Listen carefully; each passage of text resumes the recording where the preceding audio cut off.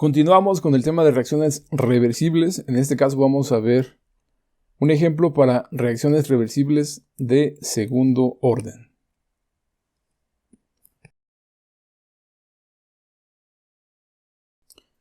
El ejemplo nos dice que tenemos esta reacción donde participan el ácido sulfúrico con el sulfato de dietilo. Esta reacción se estudió a 22.9 grados centígrados. Y para nuestro caso, pues vamos a simplificar esta reacción del tipo A más B, como lo tenemos aquí, que nos da R. De acuerdo con la estequiometría original, aquí tenemos que R tiene un coeficiente de 2. Entonces vamos a respetar este coeficiente. Y la expresión que vamos a estar manejando es esta que tenemos aquí. De acuerdo con esto, para nuestra velocidad de reacción la vamos a expresar de la siguiente manera. La reacción directa, que va en función de los reactivos, que sería K1 por la concentración de A por la concentración de B, que es esto de acá. Y la reacción inversa, que va en función también de los reactivos. Recuerden, cuando vamos en sentido opuesto, este que es un producto ahora está funcionando como reactivo. Entonces sería menos K2 por la concentración de R. Y aquí vamos a partir de que es una reacción elemental, por lo cual Ca está elevado a la 1, Cb elevado a la 1 y Cr está elevado a la 2, ¿no? Este coeficiente que tenemos aquí. Y ambos lados, tanto la directa como la inversa, son el orden global es 2. Si aquí tenemos 1 más 1, sería el 2 el orden global. Y aquí el orden global es 2, ¿no? Entonces, esta es nuestra ecuación cinética, nuestra expresión de velocidad. Y partimos de que la información que tenemos son los que tenemos en esta tabla. Se nos dan datos de tiempo y nos dan la concentración de R, ¿ok? Aquí no tenemos concentración de A ni de B, tenemos concentración de R. Entonces, en función del tiempo y dependiendo de estos valores de concentración, sabemos que del balance molar nosotros podemos obtener la concentración de R si conocemos la concentración. En este caso, nosotros ya conocemos la concentración de R, entonces nos vamos a enfocar a obtener el valor de la conversión. Bien, entonces, si en esta expresión sustituimos que Cr vale 0, que nos lo dice el ejercicio, R, recuerden, este coeficiente vale 2, no vale 1, aquí vale 2, A sigue valiendo 1, conocemos el valor de Ca0, por aquí nos lo dan, nos dice que al inicio se alimentan 5.5 kilomoles por metro cúbico de A y B. ¿Sí? Esta alimentación es una alimentación equimolar, tanto para A como para B. Entonces los dos valen 5.5. Bien, entonces tenemos Ca0.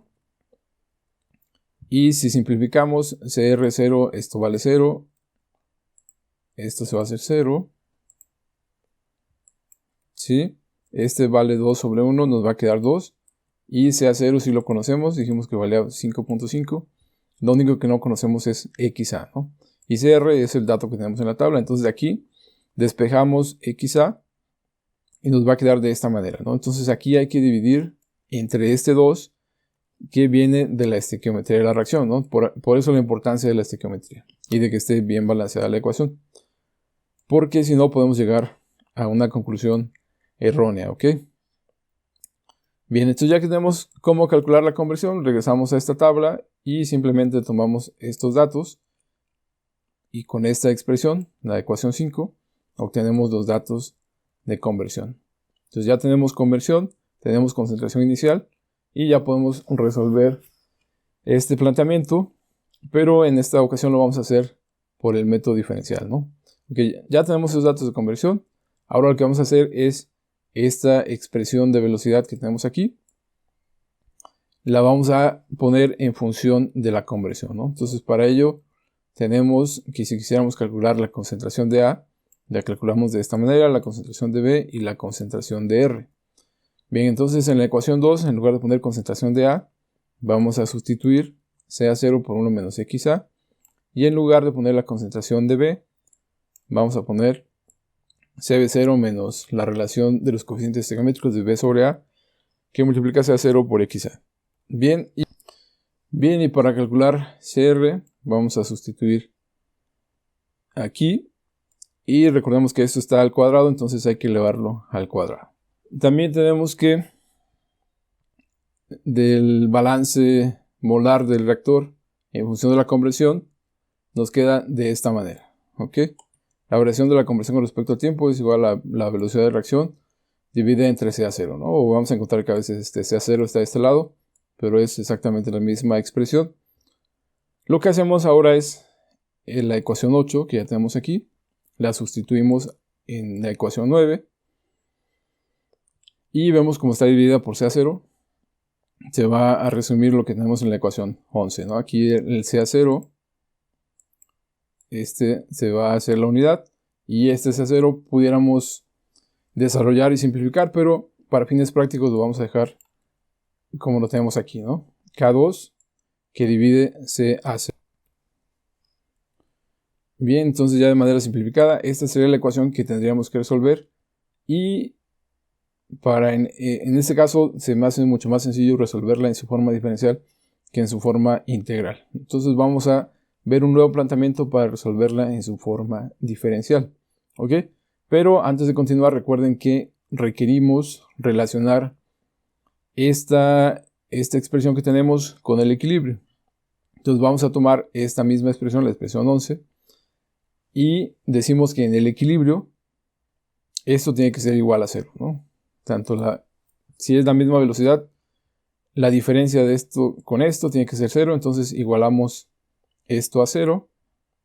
Podemos despejar este que está restando, lo pasamos del otro lado con signo positivo, y de aquí relacionábamos K1 sobre K2, y rearreglando los términos de la ecuación 13, como está acá, vamos a llegar a esto de aquí, ¿no? Que es la ecuación 14 y la manera en cómo vamos a estar calculando el equilibrio, ¿no?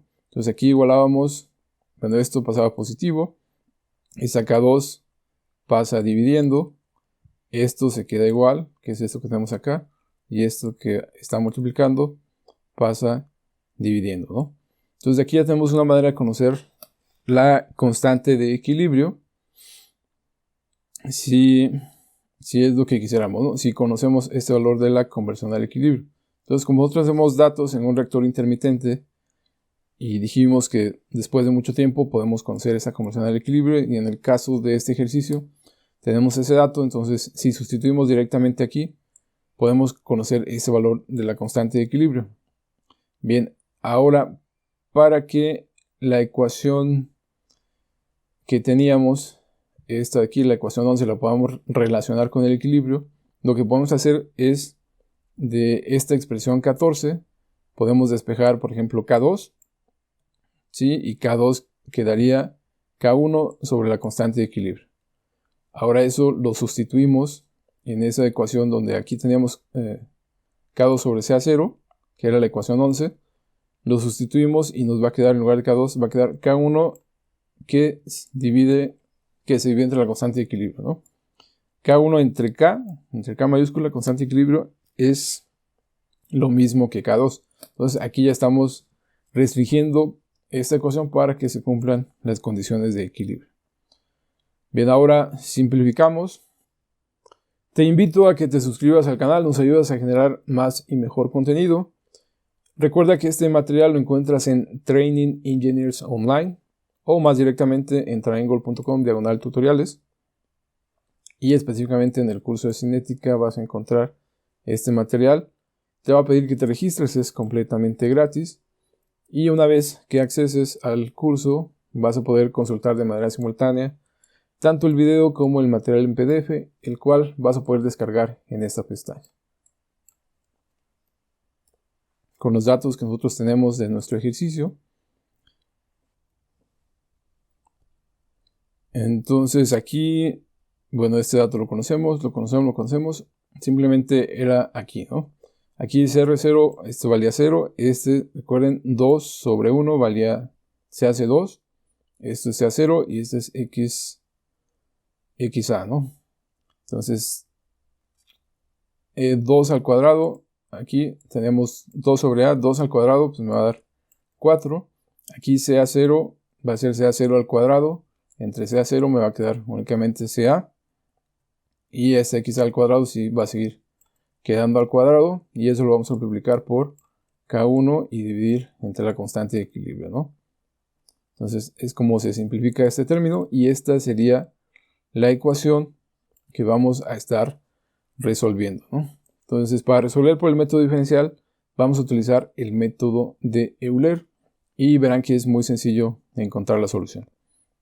El método de Euler para su programación en Excel, lo que nos dice es que la variación, bueno, ya en términos de las variables que nosotros ocupamos aquí, sería la variación de la conversión con respecto al tiempo, es una función del tiempo y de la conversión. Bien, para que yo pueda conocer el valor de esta conversión a un tiempo i más 1, necesito el valor anterior de la conversión más un valor h que va a multiplicar la función, el valor de la función en el tiempo anterior también que yo tenía, ¿no? Es decir, al tiempo 0 yo conozco el valor de la conversión que es 0 y evalúo mi función a ese tiempo. Entonces para el tiempo 2, entonces va a ser la conversión en el tiempo anterior más un factor h que va a estar sumando el valor de la función que yo evalué en el tiempo 0, ¿no? Por decir un ejemplo. Y este valor de h lo vamos a calcular como la diferencia del tiempo menos el tiempo 0, ¿no? O el intervalo de tiempo que estamos evaluando. Y n es el número de datos que vamos a utilizar para ir resolviendo numéricamente esta expresión diferencial, ¿no? Entonces, en el método Euler, entre más puntos, entre más pequeño sea este valor de h, más nos vamos a aproximar a la solución analítica, ¿no? A la solución correcta. Entonces aquí vamos a ocupar 5000 puntos. Bueno, ahí sería cuestión de evaluar. Con 2000 puntos en algunos ejercicios me ha dado buenos resultados, pero para asegurar que el resultado vamos a irnos hasta 5000 puntos, ¿no? Y lo vamos a hacer de la siguiente manera.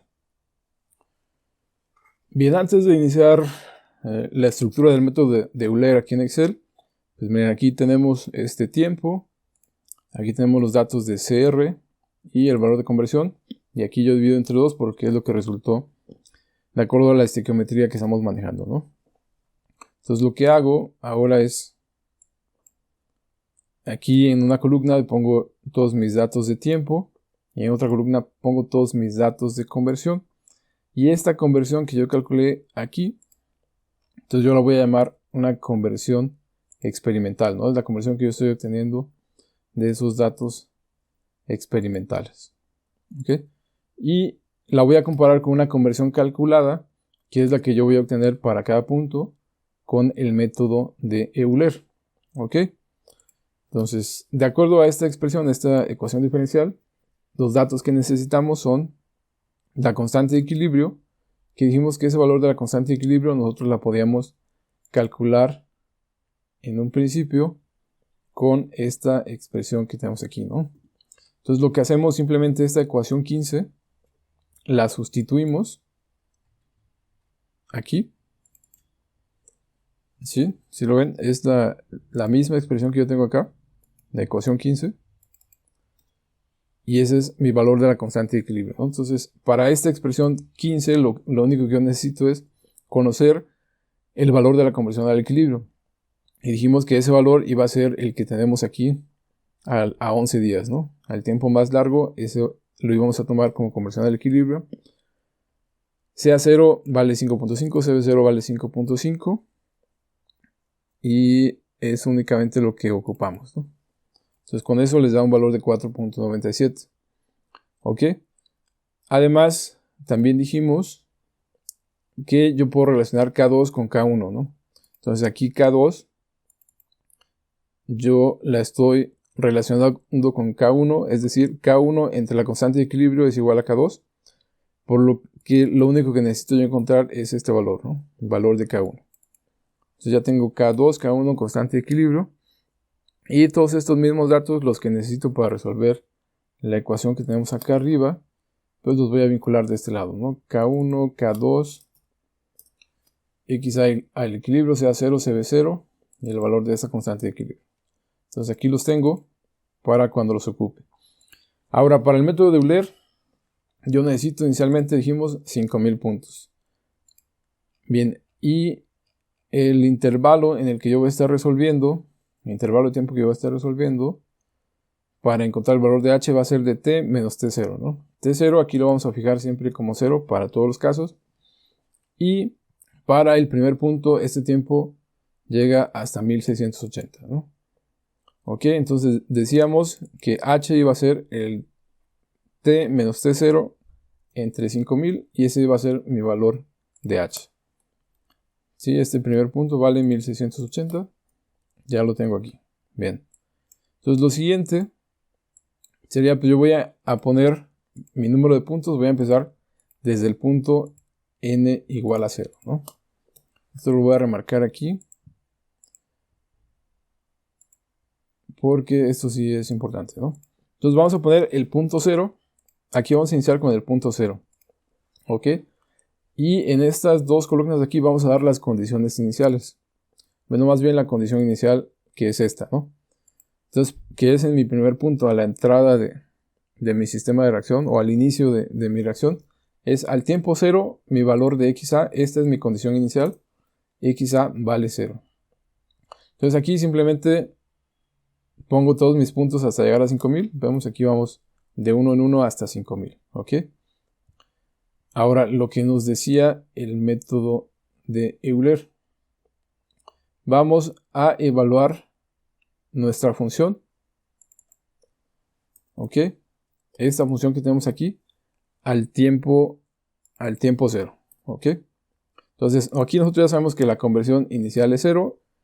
Si sustituimos en esta expresión que tenemos aquí y evaluamos nuestra función, ¿no?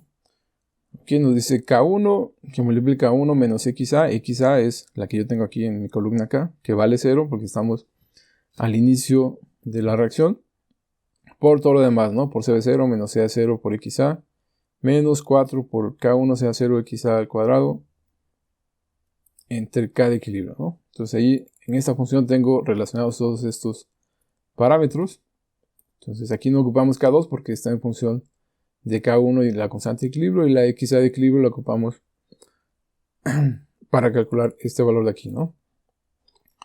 Ok, entonces ya con eso obtengo que mi valor de mi función de X al inicio, cuando mi conversión vale 0, tiene este valor. Entonces, lo siguiente, mi columna para el tiempo, lo que vamos a hacer es, vamos a sumar todos estos valores de h, que es el incremento, desde 0 hasta que yo llegue a mi valor de 1680, que corresponde a este intervalo, ¿no? Que vamos de 0 a 1680. Entonces lo que hacemos, partimos de 0 más, y le vamos a sumar el valor de h, lo vamos a dejar fijo. Le damos clic aquí en este recuadro inferior de color verde, y con eso estamos llegando a 1680. ¿Ok?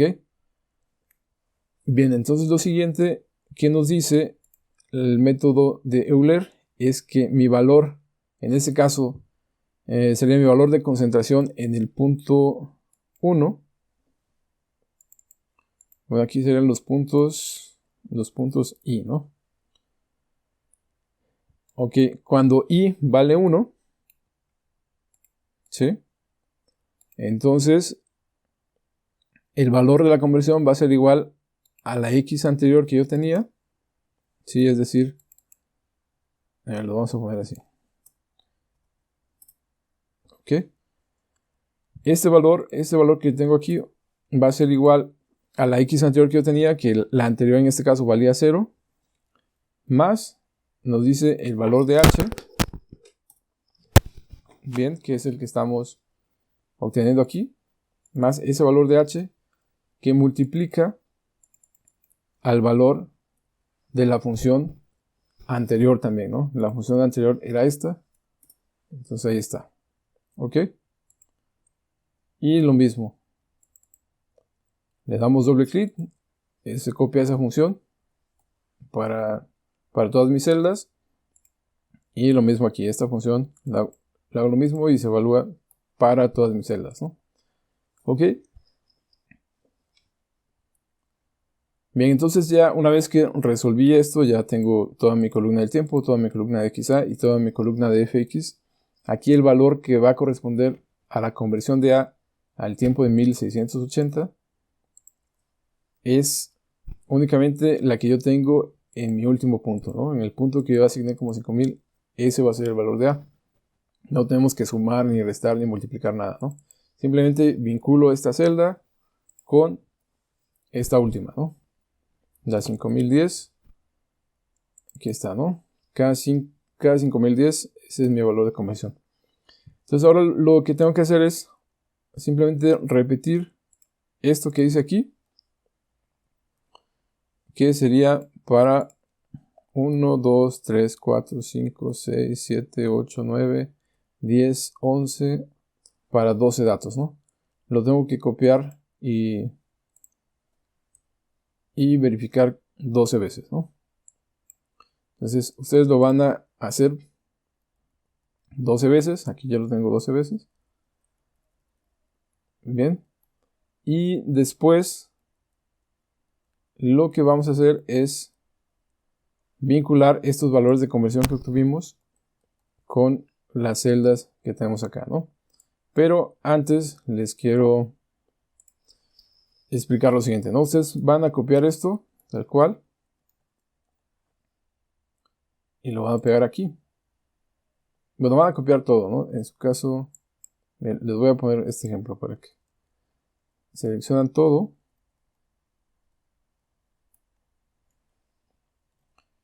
Lo copian. Lo pegan. Y ya está, ¿no? Sería solamente copiar 12 veces y listo, ¿no? Lo único que sí deben tener cuidado es, por ejemplo, aquí. En esta celda B, nuestro intervalo, para este caso, va desde este dato que tenemos acá, ¿no?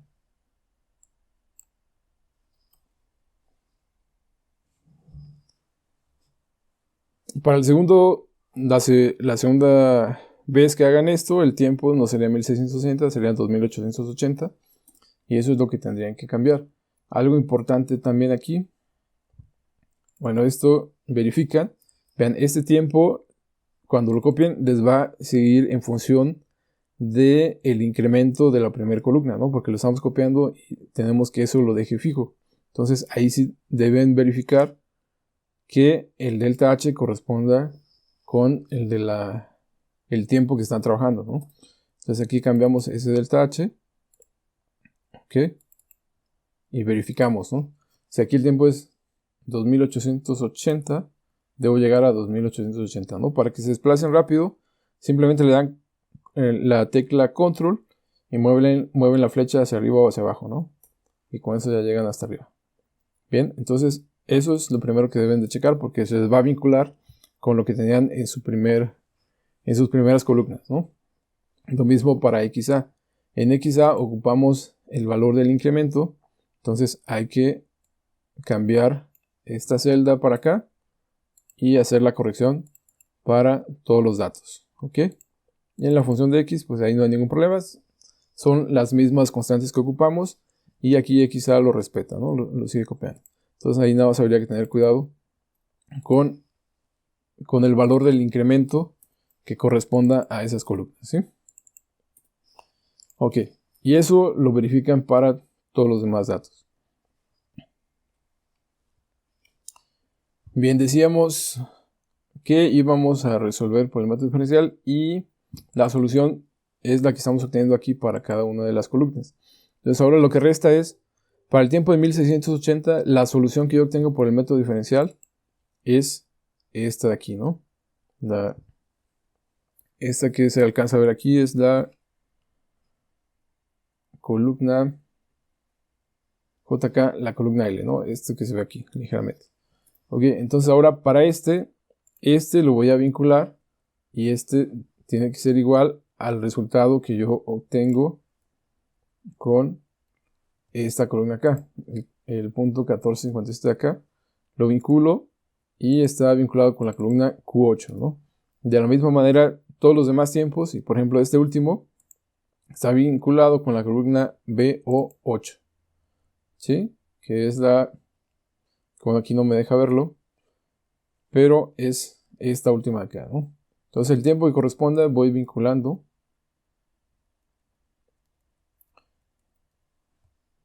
Y de esa manera voy relacionando todos los datos, ¿no? Esta que tengo aquí, BO8.4908, es esta de acá, ¿no? BO8. Entonces lo que hago, ahora sí establezco mi suma del cuadrado de los errores y voy a comparar un dato experimental con un dato que yo estoy calculando y lo voy a elevar al cuadrado. Bien, entonces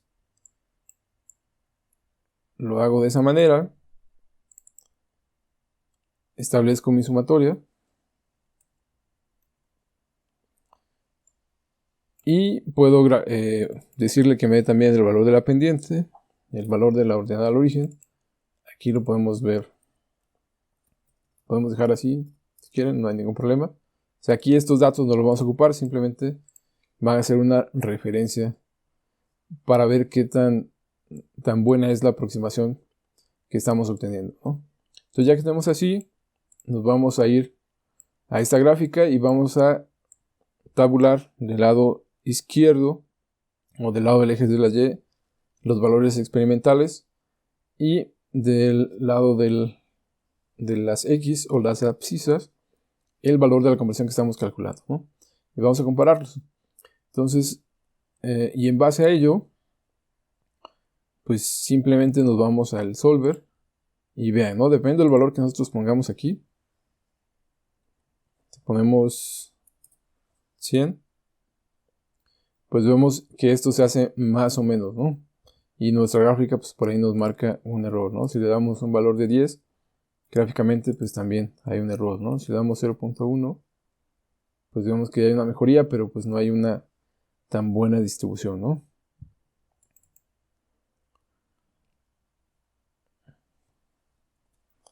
Ok, sigue habiendo errores, ¿no? Entonces si le damos 0.01, pues mejora esa tendencia, pero no es necesariamente lo que buscamos. Y, digamos, gráficamente pudiéramos ir viendo cuál sería el valor ideal para inicializar este método, ¿no? Le damos 0.01 y bueno, vemos por ahí que hay un mejor ajuste, ¿no? Entonces ya que tenemos un valor que nos permita inicializar de manera correcta, que ya lo fuimos viendo aquí gráficamente, pues podemos ahora sí implementar el solver.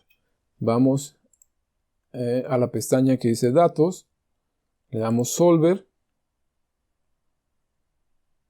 que minimice cambiando únicamente el valor de K1, que es lo que estamos buscando.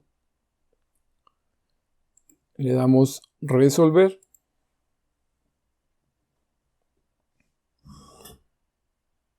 Y vamos a llegar a al siguiente resultado.